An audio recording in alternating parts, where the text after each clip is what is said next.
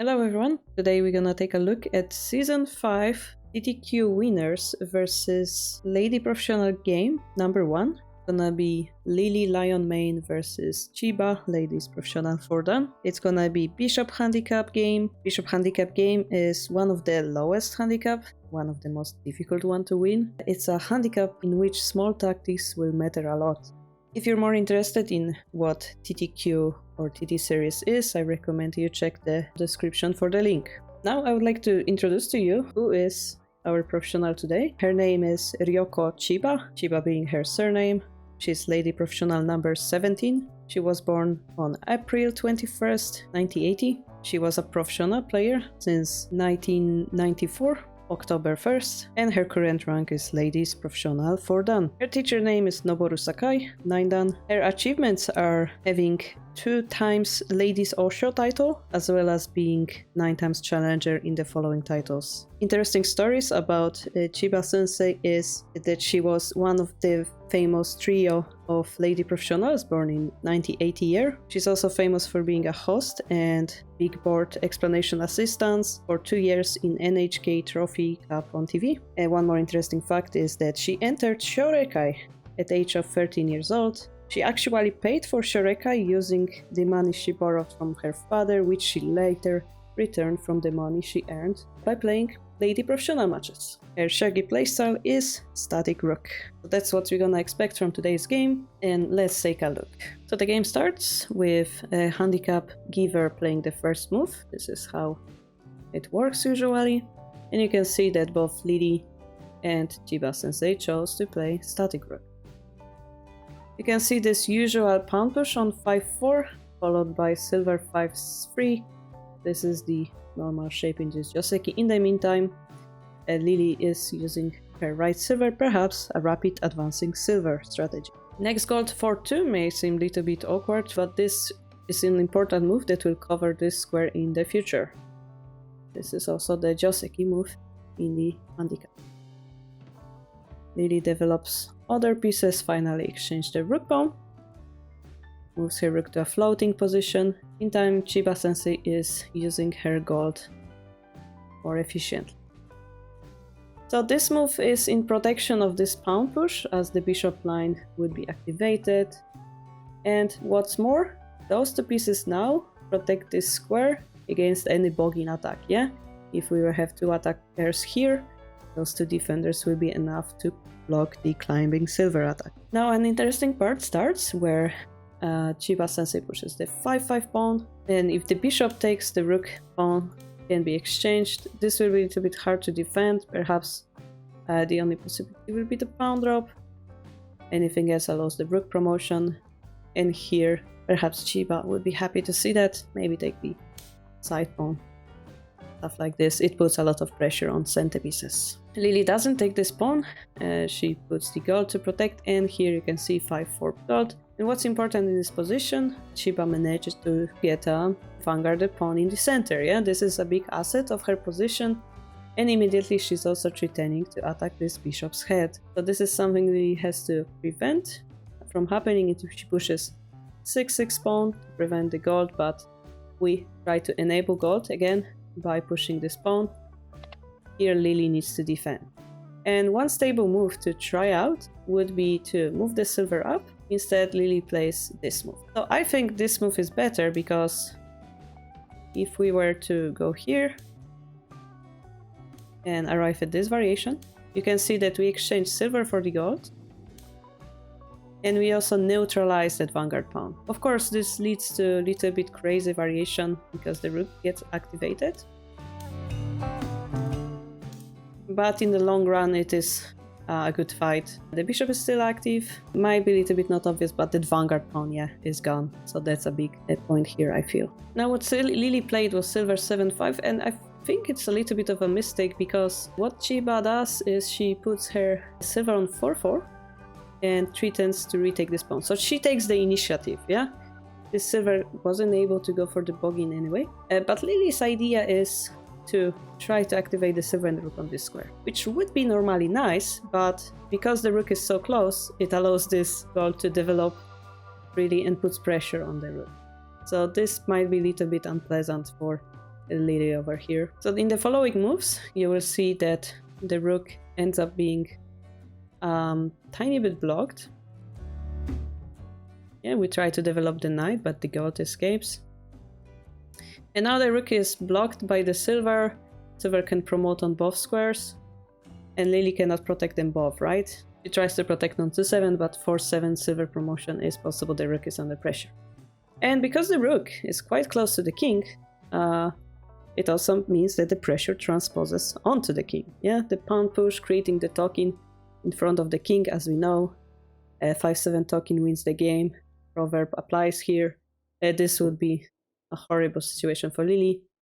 So now the question is, what will she do in order to survive here? So the current situation, yeah, is our bishop is somewhat still active, but the rook isn't. Enemy is attacking. We're trying to delete the attacking pieces of the board so that our king is once more safe. To prevent that, the opponent will also drop the piece, like kind of to keep this pivotal point, yeah, pivotal piece. So we try to delete those pieces, and here Lily takes this pawn, which was a little bit of a bait, because it leads to the rook activation. So I think instead she should have continued with the original plan of deleting the attackers, and gold moving diagonally upward to 5-8 would have put pressure on that pivotal piece, and I think it was quite important move to play in this position. But actually the game is still quite tense, still quite equal. This is handicap game, so Lady Professional is still missing that one attacker, right, the bishop, so it's still quite equal. And as we said, the rook gets activated, sideways as well. We would be able to, normally exchange this rook to have additional attacker, but notice that this king is pretty weak to a rook drop. So the Lady Professional decides to go back, and Lily tries to escape with her king. And finally we have this situation. So here is an interesting position with, it's actually the Lady Professional that had maybe a better move according to the computer, which was to go directly here. This would treat them both to promote and to take this knight, yeah? So we have two threats that are undefendable at the same time. But it might have led to a very tense variation, where once more we said this king is quite weak, and this knight gets activated, so maybe this is a little bit of a trouble for this king side to defend it, yeah? So maybe this is why we decided to go for the more peaceful route. But actually here, handicap giver would have around 500 points advantage. So I assume because it was quite a violent variation, maybe we just want to keep the rook being blocked here instead of exchanging it, and we went here.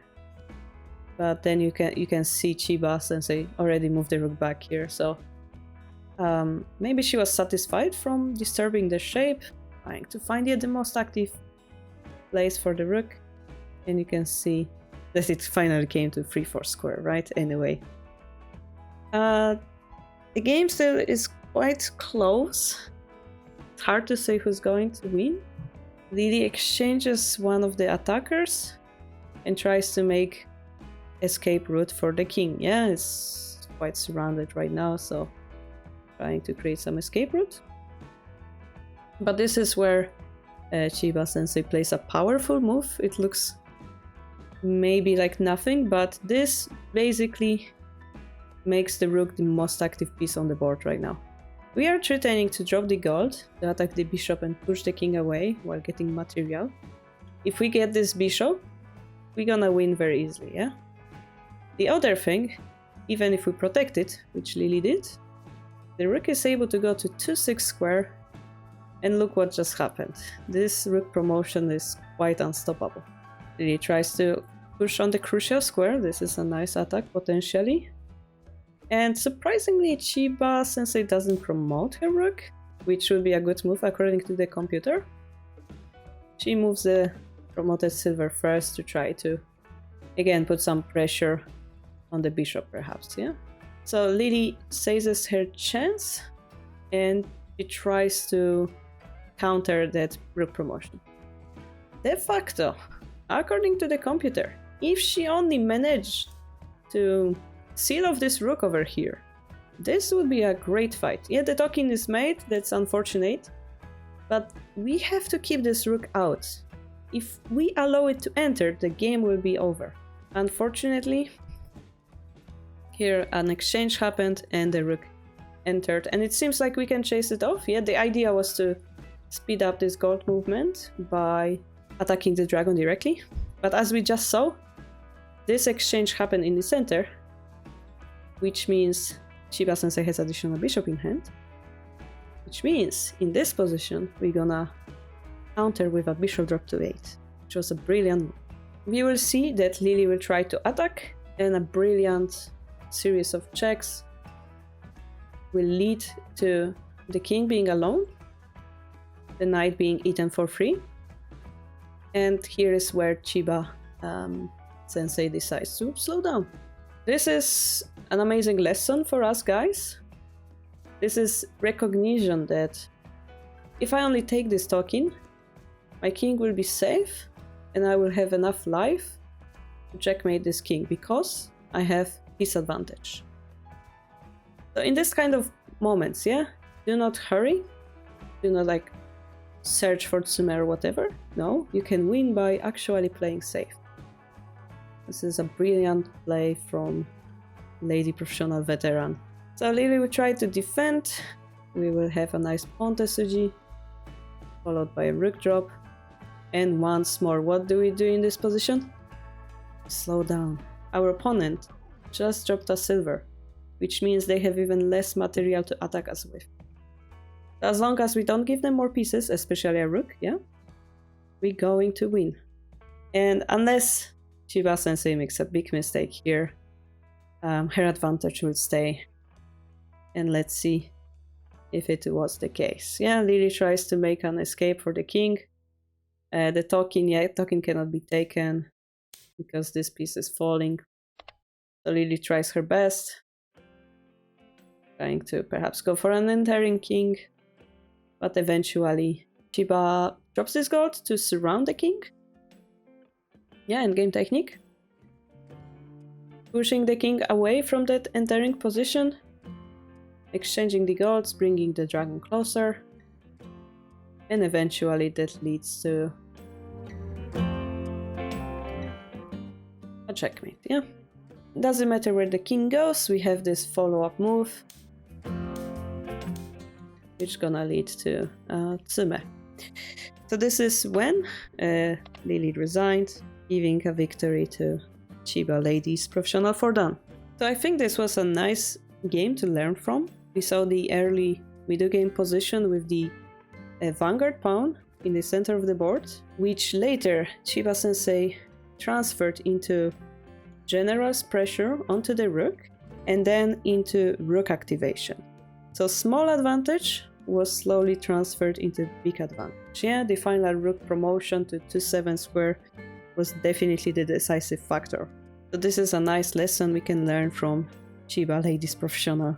How to turn small advantages into a one game. Of course, impressively, Lily fought very well until the end. I hope she can learn a lot from this game, that she will be inspired by this experience.